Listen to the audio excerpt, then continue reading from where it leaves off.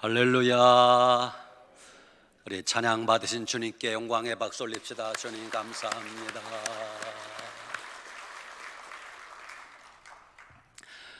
귀한 찬양해 주신 할렐루야 찬양대 감사합니다.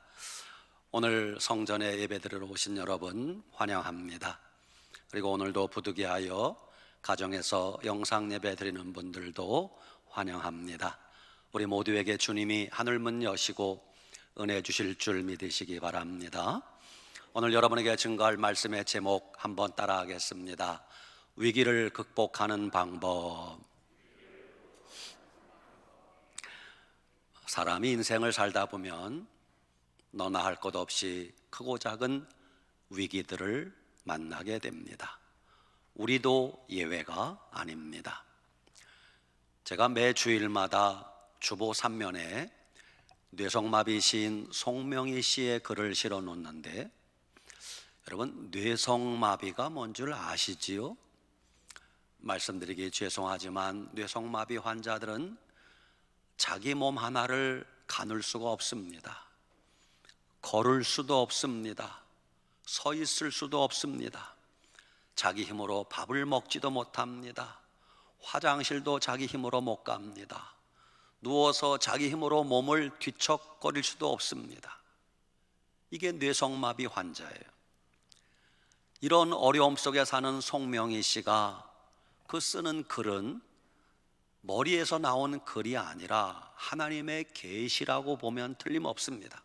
그래서 저는 송명희 씨의 글을 하나님 말씀같이 그렇게 아멘하고 받아들입니다. 그분이 오늘 주보 3면에 제가 글을 실어 놓았는데 맨 끝부분에 이렇게 나와요. 저는 날마다 관장약을 넣어야 볼일을 보고 이불도 무거워 덮을 수 없는 처지입니다. 그렇지만 최선을 다하는 것이 나의 일이기에 죽을 힘을 다해 살겠습니다. 그래요. 이 고백을 볼 때 울컥 눈물이 솟으려고 했어요. 온몸이 뒤틀린 채 살아가는 뇌성마비 환자가 자기 힘으로 아무것도 할 수 없는 그 상황임에도 불구하고 송명희 씨가 예수님 믿는 믿음 가지고 있기에 죽을 힘을 다해 살겠습니다 고백하지 않습니까? 오늘 여러분과 저도 아무리 사는 게 힘들고 어려워도 예수님 믿는 믿음 가지고 있으면 죽을 힘을 가지고 살아가는 우리 모두가 되시길 바랍니다. 아멘. 지금은 모든 면에 있어서 위기라고 할 수 있습니다. 누가 뭐래도 위기의 시대입니다. 가정의 위기, 경제적인 위기, 자녀들로 인한 위기, 말 안 해도 다 압니다. 국가의 위기, 걱정입니다. 나라의 빚이 1,000조가 넘는다고 하는데 이 많은 빚을 앞으로 우리 후대가 어떻게 하려고 하는지 걱정이 아닐 수가 없습니다. 교회의 위기 이미 눈에 드러나고 있습니다. 벌써 코로나 바이러스로 인해서 1년 9개월 동안 교회가 예배다운 예배를 제대로 드리지 못했습니다. 그래서 교인 수가 감소하는 게 눈에 보인답니다. 1년에 교회가 몇백 개가 사라졌다는 소리도 들립니다. 교회에 대한 온갖 부정적인 소문들이 사회에 바다합니다. 7년 전에 비하여 기독교 인구가 7%나 줄었다고 합니다. 이렇게 모든 면에 있어서 우리는 위기의 시대를 살고 있는데, 이럴 때 우리는 어떻게 위기를 극복해야 한단 말입니까? 믿음의 사람은 위기를 만나도 항상 헤쳐나가는 방법도 하나님의 방법을 찾아야 됩니다. 이럴 때 우리는 이런 생각하셔야 됩니다. 하나님이라면 이럴 때 어떻게 하셨을까? 항상 우리는 하나님의 방법, 하나님의 뜻을 찾아야 됩니다. 사도행전에 예루살렘 교회는 오순절 성령 강림 이후에 계속 큰 위기를 만났습니다.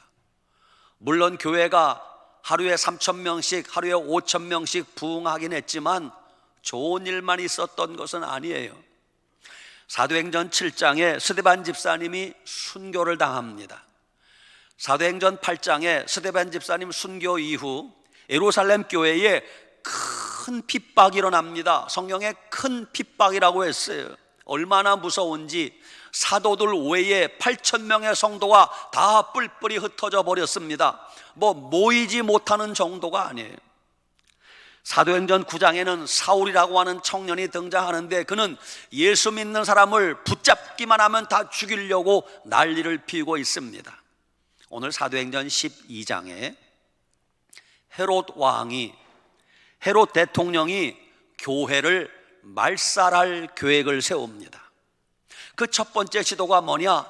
사도 중에 야고보 사도를 체포하여 칼로 목을 쳐 죽입니다. 야고보 사도가 순교한 거예요. 재미를 본 헤롯 왕이 이거 봐라, 베드로를 체포했습니다. 베드로를 체포해서 감옥에 가둔 것부터 오늘 말씀이 시작되는 것이에요. 예루살렘 교회는 사면초가 위기에 빠졌습니다. 그때 예루살렘 교회는 그 위기 속에서 무엇을 했습니까? 기도했습니다. 간절히 기도했습니다. 부르짖어 기도했습니다. 하나님 앞에 엎드려 기도했다는 것입니다. 우리도 마찬가지입니다. 인생의 어떤 위기를 만나면 항상 다른 방법을 찾지 말고 하나님의 방법을 찾아야 됩니다. 하나님의 방법은 예나 지금이나 기도하는 것입니다. 위기를 만나면 위기를 만난 만큼 더 기도하시면 됩니다. 삶이 힘들어졌으면 힘들어진 만큼 더 기도하시면 됩니다. 모든 게 어려워졌으면 어려워진 만큼 더 기도하면 되는 것입니다. 왜 우리에게 기도가 중요합니까? 기도하면 하나님이 일하시기 때문입니다. 기도하면 하나님이 도와주신다고 약속했습니다. 믿음 없는 사람들은 비웃고 조롱합니다. 기도만 하면 돼야? 기도가 뭐라고? 그런데 성경에 보면 반드시 기도는 하나님의 기적을 가져온다고 말씀하십니다. 사람들 눈에 기도가 어리석어 보여도 그것이 하나님의 방법인 걸 아셔야 됩니다. 예루살렘 교회만 위기를 만난 것이 아닙니다. 그 당시 이스라엘이라고 하는 나라 전체가 위기를 만났습니다. 예수님이 육신의 몸을 입고 이 땅에 오실 때 이스라엘이라고 하는 나라는 어떤 위기에 처해 있었습니까? 나라를 로마에게 빼앗겼습니다. 그 무시무시한 강대국 로마가 이스라엘을 완전히 차지하고 통치하고 있었습니다. 이스라엘은 자유가 없었습니다. 이스라엘은 국권도 빼앗기고 모든 걸 다 빼앗겼습니다. 그렇게 잃어버린 나라를 도대체 언제 되찾을 수 있을지 기약이 없었습니다. 그때 이스라엘 백성들이 답답하지 않겠어요? 빨리 독립을 해야 될 텐데, 나라를 되찾아야 될 텐데, 그래서 그때 애국심에 들끓던 열혈당원이 있었어요. 성경에 셀롯 땅이라고 나옵니다. 그들은 잃어버린 나라를 되찾기 위하여 항상 칼을 지니고 다녔습니다. 그래서 틈만 생기면 로마 군을 죽이려고 항상 칼을 가지고 다녔어요. 틈만 나면 로마 군을 몰아내려고 항상 칼을 숨기고 다녔습니다. 베드로도 마찬가지였어요. 예수님의 제자 베드로도 그 중에 하나예요. 그래서 대제사장이 종들을 이끌고 예수님을 체포하러 왔을 때 화가 난 베드로가 품에 숨겨두었던 칼을 꺼냈습니다. 그래서 대제사장의 종 말고라는 이름을 가진 그 종의, 사실은 베드로가 그 종의 머리를 내려친 거예요. 그런데 빗나가서 말고의 귀를 스쳐 귀가 잘라지고 말았어요. 그의 땅바닥에 떨어진 귀를 예수님이 붙잡아서 말고의 귀에 다시 붙여주면서 베드로에게 뭐라고 말씀하셨어요? 베드로야, 칼을 칼집에 다시 꽂으라. 칼을 쓰는 자는 칼로 망하리라 그러셨어요. 하나님의 방법은 어떤 경우에도 폭력은 하나님의 방법이 아닙니다. 예수님은 칼과 창으로 무력으로 하나님의 뜻을 이루시는 분이 아니신 걸 알아야 됩니다. 명심하세요. 목적이 선하면 방법도 선해야 됩니다. 하나님은 어떤 경우에도 하나님의 방법대로 일하시는 분임을 아셔야 됩니다. 아무튼 이스라엘이 나라를 빼앗기고 로마의 속국에 처해 있을 때 그 어둡고 암담한 현실 속에 예수님이 오신 것입니다. 그때 많은 사람들이 예수님을 호산나 호산나 환영하며 이렇게 생각했습니다. 야, 이제 됐다. 메시아가 오셨으니 저 메시아가 로마의 압제하에서 우리를 해방시켜 주리라 기대했습니다. 그런데 이게 웬일입니까? 그 예수님이 속절없이 십자가 지시고 죽으신 거예요. 사람들은 절망했습니다. 해방되기를 바랬는데 그 메시아가 죽으셨으니 모든 소망이 날아가 버린 것입니다. 그런데 이게 웬일입니까? 십자가에 죽으신 예수님이 사흘 만에 부활하신 것입니다. 사람들은 다시 생각했습니다. 와, 이번에야말로 부활하신 예수님이 로마를 몰아내 주실 거야. 그런데 부활하신 예수님은 로마를 몰아내기 위해서 아무 일도 하지 않았어요.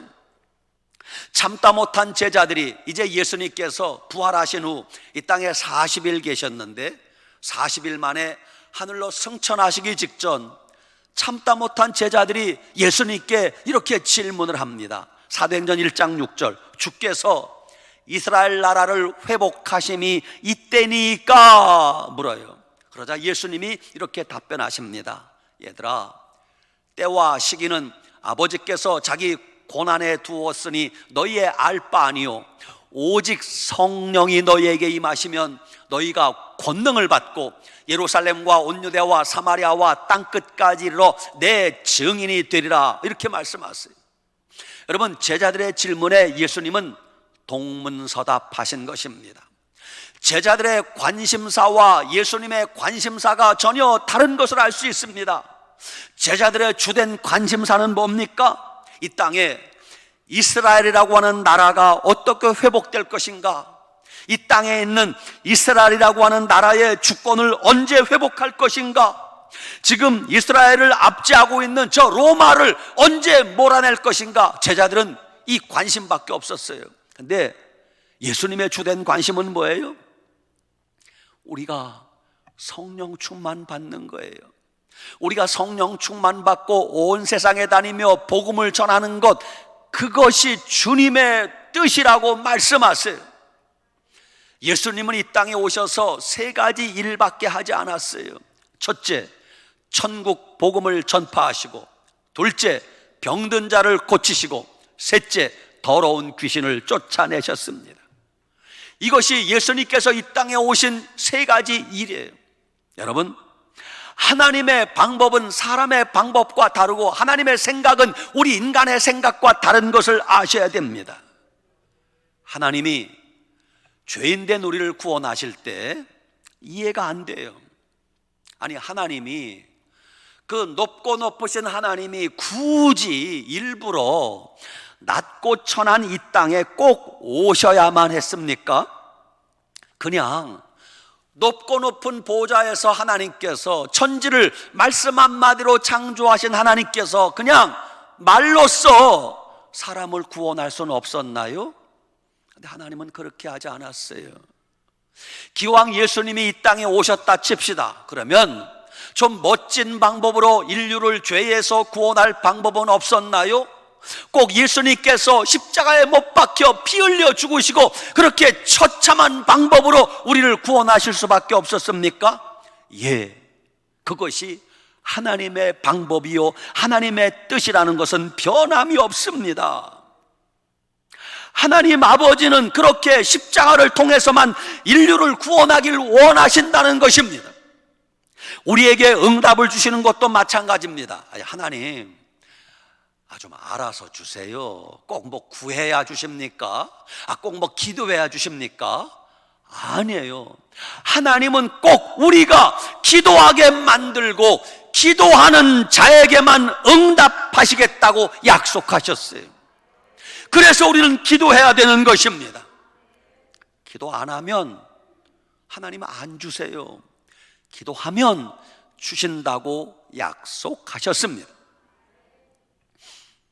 오래전에 어느 사업가가 새롭게 하소서에 나와 간증했던 내용입니다. 그때 그 사업가는 사업하느라 오로지 돈 벌어야지, 돈 많이 벌어야지, 그것만 관심이 있었어요. 물론 교회를 다녔지만 그렇게 큰 믿음은 없었던 것 같습니다. 내가 사업을 하니까 돈 벌어야 돼, 돈이 최고야, 그렇게 목적을 두고 인생을 살고 사업을 했습니다. 그러나 인생이 내 뜻대로만 되지는 않습니다.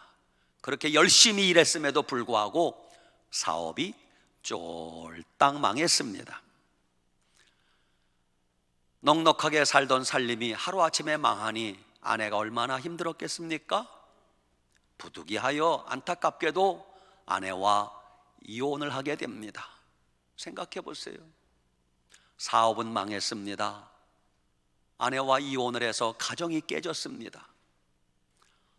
엎친 데 덮친 격으로 옆에서 바라보던 어머니가 암에 걸렸다는 청천벽력 같은 소리를 듣게 됩니다. 그때부터 이 사업가가 하나님께 막 다 따지고 대듭니다. 하나님 살아계시면 이럴 수 있습니까? 왜 나한테 이런 일이 벌어집니까? 견디다 못해 목사님을 찾아갔어요. 그리고 목사님을 찾아가서 상담하는 게 아니라 막 대들고 따지며 항의합니다. 목사님, 하나님 살아계시면 나한테 왜 이런 일이 일어납니까? 전 요즘 죽고 싶은 생각밖에 들지 않습니다. 목사님, 답변 좀 해주세요. 그러자 목사님이 어렵게 한마디 입을 열었습니다. 집사님, 말씀드리기 죄송하지만 하나님은 집사님이 사업이 망한 거, 집사님이 아내와 이혼하고 헤어진 거, 집사님 어머니가 몸이 아픈 거, 그것은 크게 걱정하지 않습니다. 하나님은 그런 것에는 큰 관심 없습니다. 뭐요? 목사님, 아니 그러면 도대체 하나님은 뭐에 관심이 있다는 거예요? 집사님, 하나님은 집사님의 영혼에 관심이 있을 뿐입니다. 그 말을 들을 때 그 집사님이 성령의 감동을 받게 돼요. 거기서 꼬꾸라지게 됩니다. 하나님 잘못했습니다. 내가 지난날 오로지 돈 하며 살아왔습니다. 그러다 보니 돈도 잃어버리고 가정도 깨지고 내가 이 지경이 되었습니다. 눈물로 회개하게 됩니다. 믿음을 회복했습니다. 여러분, 믿음 회복하면 살아나는 건 한순간이에요. 하나님께서 다시 그에게 은혜를 베풀어 주시는데 지금은 그 수하에 거느린 직원이 192명이나 된다고 합니다. 그런 회사의 대표가 되었어요.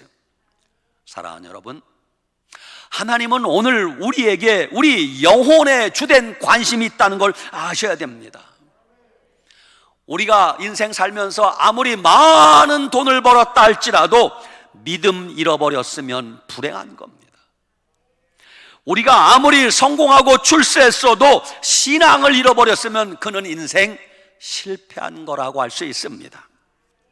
반대로 우리가 돈은 벌지 못했어도 돈 10,000원짜리 한 장이 없어 절절매도 믿음 생활 잘하고 있으면 여러분이 성공자라는 걸 믿으셔야 됩니다. 내가 비록 몸이 아파 허덕거리고 살아도 내가 지금 예수님 믿는 믿음이 있고 내가 지금 구원받은 확신이 있고 은혜 가운데 살면 여러분이 행복한 분임을 믿으시기 바랍니다. 우리가 인생 살면서 우리가 만나는 위기는 무슨 뜻인가? 위기는 인생 실패자를 의미하지 않습니다. 내게 다가오는 위기는 이제 너는 죽으라는 뜻이 아니에요. 위기는 하나님을 찾으라는 신호입니다.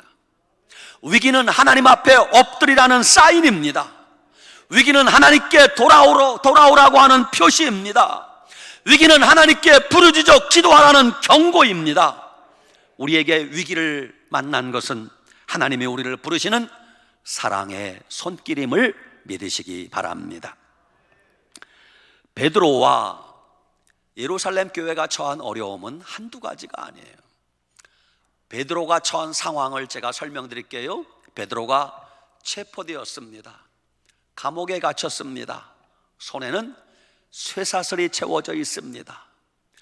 쇠사슬이 손에 채워져 감옥에 갇힌 베드로 양옆에는 꼼짝 못하게 군인이 붙들고 있습니다. 앞에는 감옥에 쇠창살이 가로놓여 있습니다. 밖에는 군인들이 지키고 있습니다. 16명의 로마 군인들이 4인 1조로 그렇게 사교대로 감옥에 있는 베드로를 감시하고 있는 거예요.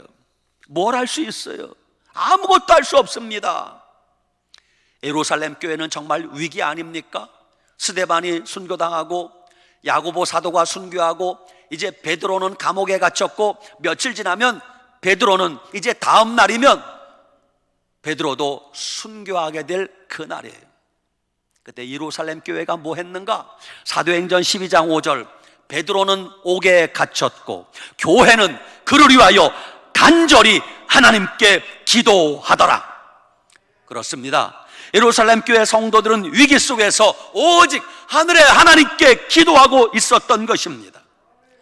교회 모일 수 없으니까 집에서 기도했습니다. 간절히 하나님께 기도했다고 성경에 기록되어 있습니다. 그랬더니 하나님이 그 기도를 들으셨습니까? 못 들으셨습니까? 들으셨어요.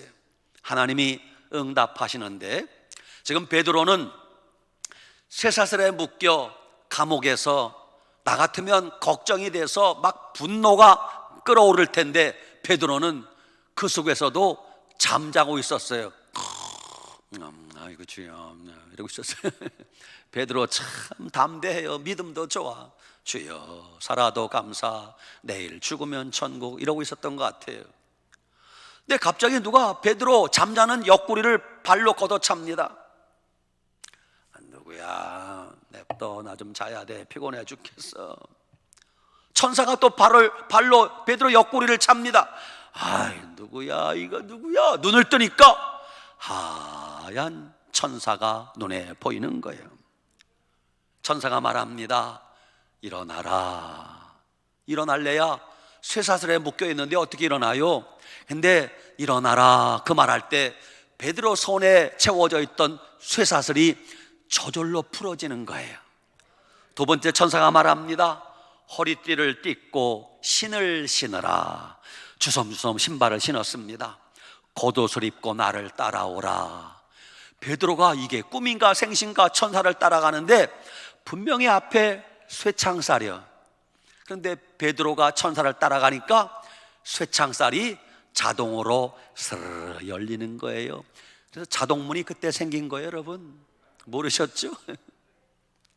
사랑하는 여러분, 예루살렘 교회가 이러한 위기 속에서 기도할 때 하나님이 응답하시는 걸 보지 않습니까? 천사들이 나타나고 기적이 일어나는 것을 보지 않습니까? 그 하나님은 지금도 살아계셔서 우리의 기도에 응답하시고 기적을 베푸시는 하나님이신 걸 믿으시기 바랍니다. 그들은 하나님 앞에 엎드려 기도했을 뿐이에요. 교회가 기도하면 하나님은 반드시 응답하십니다. 교회가 기도하면 하나님은 천사들을 보내어 주십니다. 교회가 기도하면 닫혔던 감옥문이 열리게 되어 있습니다. 교회가 기도하면 여러분에게 있는 숱한 문제들이 하나둘 다 해결될 줄 믿으시기 바랍니다. 영국 수상 윈스턴 처칠이 2차 세계대전이 끝난 후 전쟁 회고록이라는 책을 썼어요. 그 회고록에 이런 내용이 나옵니다. 1940년 9월 15일은 오늘이 9월 12일인데 내일 모레 글패가 9월 15일이에요. 영국의 1940년 9월 15일은 특별한 승리를 거둔 날입니다. 이렇게 윈스턴 처칠이 기록했어요. 이게 무슨 뜻인가? 2차 세계대전 때 히틀러의 독일 공군은 그 당시 세계 최강이었어요. 히틀러의 독일 폭격기가 바다를 건너 거의 매일같이 영국을 폭격하는 거예요.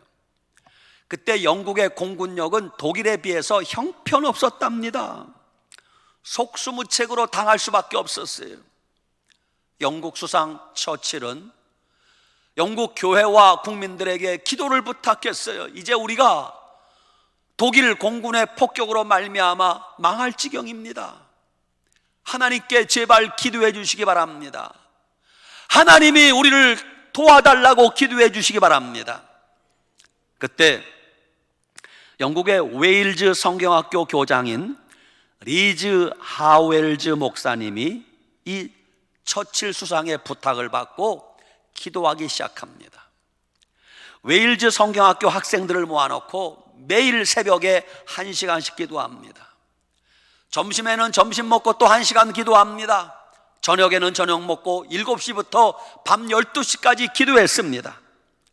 그러면서 리즈 하웰즈 목사님이 학생들에게, 성도들에게 이렇게 호소했어요. 여러분은 예수님을 믿어 지옥에서 구원받은 걸 믿으십니까? 안 믿는 분 아멘을 안 하시네. 다시. 여러분은 예수님을 믿어 지옥에서 구원받은 걸 믿으십니까? 리즈 하웰즈 목사님이 설교를 이어갑니다. 그렇다면 이 독일 공군의 폭격기의 공습에서도 하나님이 우리를 구원하실 줄 믿으시기 바랍니다. 만일 이런 때 우리가 믿음으로 하나님께 기도하면 하나님이 독일의 마귀 세력에서 오래지 않아 그 독일 세력이 종말을 구하게 만드실 것입니다. 우리의 생명을 보호하시는 하나님은 전쟁의 흐름의 판도를 바꾸어 주실 것입니다. 이렇게 호소하며 기도했어요. 1940년 9월 15일은 독일이 모든 공군력을 동원하여 이제 마지막으로 영국을 초토화시키기 위해서 하늘에 새카맣게 독일 폭격기가 떴습니다. 이제 바다를 건너 영국 해안가가 보일 지경이 되었습니다. 갑자기 놀라운 일이 벌어졌어요.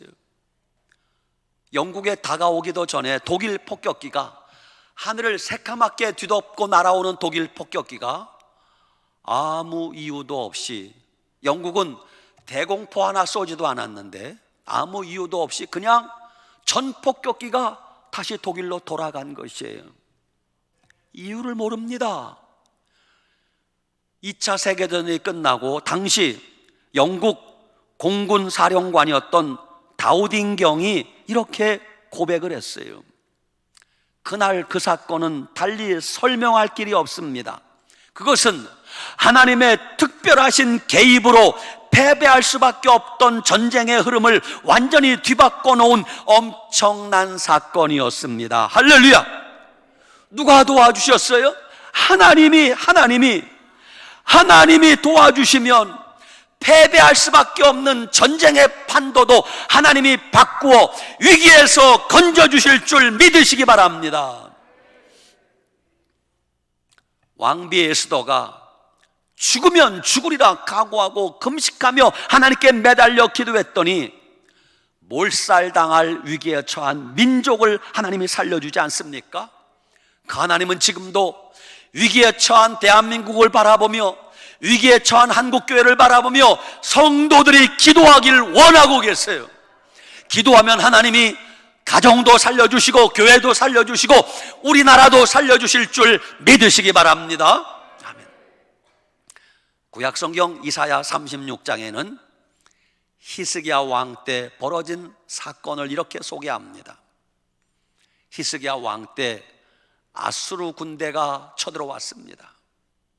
그 당시 아수르 군대는 세계 최강의 군대였습니다. 이미 아수르가 이스라엘의 북쪽 46개 성읍을 다 점령했어요. 한 발짝 한 발짝 예루살렘으로 진격해 오던 아수르 군대가 사신을 보내어 히스기야 왕을 협박합니다. 히스기야, 좀 말할 때 들어. 너희가 죽지 않으려면 조공을 바쳐라. 조공을 바치는데 은 300달란트와 금 30달란트를 바쳐라. 그러면 우리가 그냥 조용히 물러갈게 협박을 하는 거예요. 어마어마한 양입니다. 히스기야 왕이 앉아서 멸망할 수 없기 때문에 그들의 조공 압력에 굴복합니다. 그래서 예루살렘 왕궁에 있던 모든 금과 은을 다 모았습니다. 그렇지만 아수르 군대가 요구하는 그 양에는 턱도 없이 모자랐어요. 그래서 할 수 없이 하나님의 성전에 있던 금은 폐물을 다 가져왔어요. 그래도 모자란 거예요. 마지막에는 솔로몬 성전 기둥이 전부 금인데 그 금을 다 벗겼어요. 성전 문도 다 금인데 성전 문에 붙어있는 금도 다 벗겼어요. 이렇게 간신히 금을 만들어서 아수르 군대 조공을 바쳤어요. 제발 살려달라고. 그러면 약속대로 아수르 군대가 물러가야 되는데 아수르 군대가 마음이 바뀌었어요. 그냥 진격해 와서 예루살렘 성을 포위해 버렸습니다. 그리고 히스기야에게 협박문을 보내서 이렇게 협박합니다.